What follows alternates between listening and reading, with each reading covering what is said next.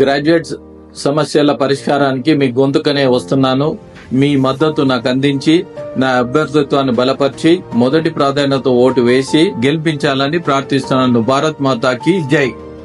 అంటే రాజశేఖరరెడ్డి గారు ప్రభుత్వాలు మారినప్పుడు లేదా అధికార బదలాయింపు జరిగినప్పుడు డెఫినెట్గా ఏ ప్రభుత్వానికైనా కొంత టైం పడుతుంది. అట్ ద సేమ్ టైం మీరు ఖజానా మొత్తం ఖాళీ చేసిపోయారు, ఆడేమీ లేదు, ఎక్కడి నుంచి తెచ్చిస్తాము అనే క్వశ్చన్ కూడా రైజ్ అవుతుంది. ప్రజలకు కూడా ఆ విషయం అర్థం అవుతుంది కదా, కొంత టైం ఇవ్వాలి కదా, వాళ్ళకి సంవత్సరం అయింది చేస్తాము అనుకుంటూ వస్తున్నారు కదా. రెండు అంశాలు మేడం. ఒకటి, అలవిగానే హామీలు ఇచ్చిండ్రు, వాళ్ళు చేయలేరు అని చెప్పేసి వాళ్ళకి తెలిసి కూడా, మాకు బాగా తెలుసు, మేము ఇంతకుముందు కాంగ్రెస్ ప్రభుత్వం ఏలినాం కాబట్టి అని చెప్పిండ్రు, వాళ్ళకు ఏమీ తెలియదు. రెండోది, ఖజానా ఖాళీ మేము చేయలే, రిజర్వ్ పెట్టే ఇచ్చినాం.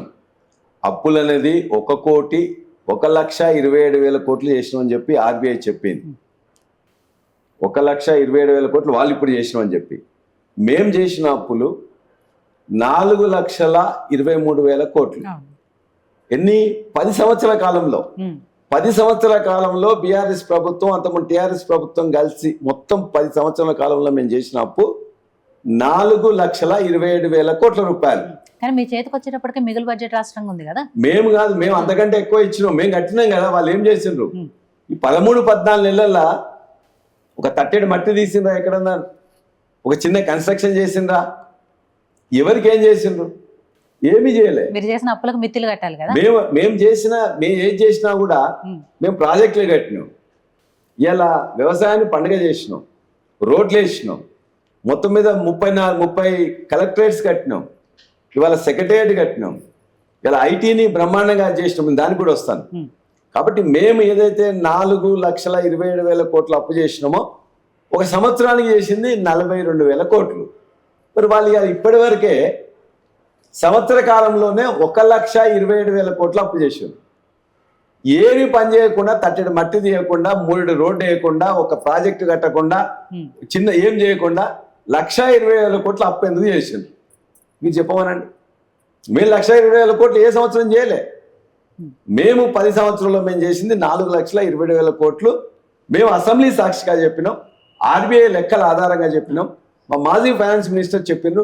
ఇంతకంటే మీరు తప్పు చెప్పి 5 లక్షల కోట్లు, 6 లక్షల కోట్లు, 7 లక్షల కోట్లు అప్పు చేసినాం అని చెప్పేసి మీరు చెప్తే మీ మీద డిఫమేషన్ వేస్తాం, కోర్టుకు వెళ్తాం అని చెప్పి కూడా అసెంబ్లీ సాక్షిగా ముఖ్యమంత్రి, ఆర్థిక శాఖ మంత్రి ఉన్నప్పుడు మేము ఖచ్చితంగా చెప్పినాం. అంత దమ్ముంది కాబట్టి, లెక్కల గురించి పూర్తి తెలుసు కాబట్టి, ఏదో ప్రతిరోజు చెప్పిందే చెప్పి గోబెల్స్ ప్రచారం చేసి ఒక అబద్ధాన్ని 100 సార్లు చెప్తే నిజమైందని చెప్పేసి 7 లక్షల కోట్లు అప్పు చేసినామని చెప్పేసి శుద్ధ అబద్ధం. మేము చేసింది 4,27,000 కోట్ల అప్పు, సంవత్సరానికి 42,000 కోట్లే. కాంగ్రెస్ ప్రభుత్వం ఇవాళ తీసుకున్న 1,20,000 కోట్లు ఒకటే సంవత్సరంలో చేసింది. కాబట్టి వాళ్ళు చెప్పిన శుద్ధ అబద్ధం. మేము చాలా ఆర్థిక పరిస్థితి బ్రహ్మాండంగా ఉన్నదాన్ని ఇచ్చినాం. జిఎస్డిపిని భారతదేశంలోనే నెంబర్ 1 గ్రోత్ రేట్. కరోనా టైంలో కూడా భారతదేశంలోనే కూడా మన గ్రోత్ రేట్ ఎక్కువ ఉంది. పర్ క్యాపిటల్ ఇన్కమ్ భారతదేశంలో నెంబర్ 1 వచ్చింది. మీరు ఏ గణాంకాలు తీసుకున్నా కూడా అన్ని గణాంకాల్లో కూడా ఆర్థిక పరిస్థితిని ఎక్కడో ఉన్నదాన్ని తీసుకొచ్చేసి ఇలా పైన టాప్లో పెట్టింది ఇవాళ బీఆర్ఎస్ ప్రభుత్వం.